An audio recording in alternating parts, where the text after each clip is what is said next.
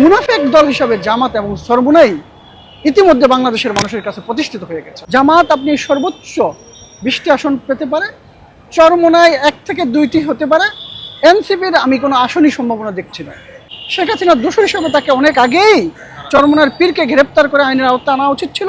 আসলে তো তাদের উদ্দেশ্য তো নির্বাচন না, তাদের উদ্দেশ্য হলো দেশের ভিতরে বিশৃঙ্খলতা তৈরি করা, নির্বাচনটাকে পিছানো, এটা হলো তাদের একটা উদ্দেশ্য।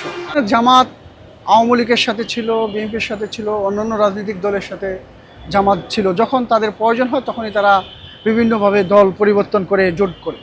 বিএনপির সাথে দীর্ঘদিন রাজনীতির আন্দোলনের জোট হিসাবে জামাত ইসলাম ছিল, কিন্তু অতীতে তাদের যে রেকর্ড বা অতীতে যাদের যে হিস্টোরি, সেখানে জামাত আওয়ামী লীগের সাথে ছিল, বিএনপির সাথে ছিল, অন্যান্য রাজনৈতিক দলের সাথে জামাত ছিল। যখন তাদের প্রয়োজন হয় তখনই তারা বিভিন্নভাবে দল পরিবর্তন করে জোট করে। এবারও সেই ব্যতিক্রম না ঘটিয়ে এবারও তারা কিন্তু একই সিস্টেমে তারা এখন এই চরমোনাই, এনসিপি এদেরকে নিয়ে সমন্বয় করছে। আসলে তো তাদের উদ্দেশ্য তো নির্বাচন না, তাদের উদ্দেশ্য হলো দেশের ভিতরে বিশৃঙ্খলতা তৈরি করা, নির্বাচনটাকে পিছানো, এটা হলো তাদের একটা উদ্দেশ্য। যদি উদ্দেশ্য না হতো তাহলে আপনি দেখেন ডক্টর ইউনূসকে কিন্তু সর্বদলীয় লোক ইউনূস সাহেবকে বসিয়েছে। ইউনূস সাহেব কিন্তু জাতির কাছে কমিটমেন্টবদ্ধ, যে সে বলেছে যে একটি নির্বাচন করতে চায় এবং সুন্দর একটি নির্বাচন সবার সহযোগিতা চায়, এবং সে ফেব্রুয়ারি মাসে নির্বাচনটি করার জন্য সে তার মনের ভাব প্রকাশ করেছে।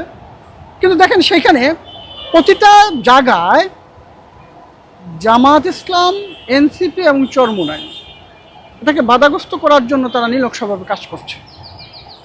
আপনি দেখেন এনসিপিটাই হলো কিন্তু বর্তমান রাষ্ট্রের যে উপদেষ্টা, যে সরকারের লালিত পালিত সংগঠন, এবং রাষ্ট্রীয় প্রটোকল নিয়ে তারা এখন বিভিন্ন কর্মসূচি পালন করছে। এনসিপি, জামাত শিবির বাংলাদেশের এখন বর্তমানে কেয়ারটেকার গভর্নমেন্টের বিভিন্ন গুরুত্বপূর্ণ পদগুলা কিন্তু জামাত শিবিরের লোকরা, এবং চরমোনাই তাদেরকে এই যে আপনি বলছেন এই পর্যন্ত সময় দেওয়া উচিত ছিল না। চরমোনাইকে কিন্তু অনেক আগেই গ্রেপ্তার করে বিচারের আওতায় আনা উচিত ছিল।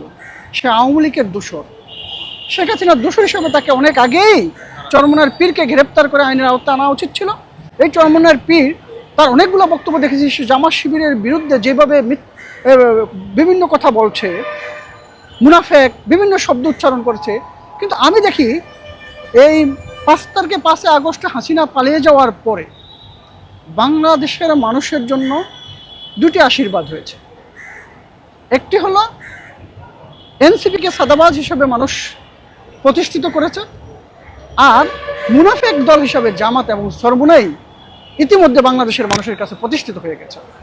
অতএব এই বাংলাদেশে বর্তমানে সকল মানুষ মনে করছে চরমোনাই, এনসিপি এবং জামাত এই নির্বাচনটাকে বিলম্বিত করার জন্য এই নীল নকশা অনুযায়ী তারা এই কর্মকাণ্ডগুলো করছে। জামাত 300 আসনে এমপি হওয়া তো দূরের কথা, আমি দেখছি জামাত যদি খুব বেশি যদি রাজনীতিতে ভালো করে সর্বোচ্চ 20টা আসন তারা পেতে পারে। আর তারা ওইভাবে 300 আসন এমপি হতে পারবে না, বিধায় তারা ওই যে পিআর পদ্ধতি, বিভিন্ন পদ্ধতি তারা নিয়ে আসতেছে সামনে।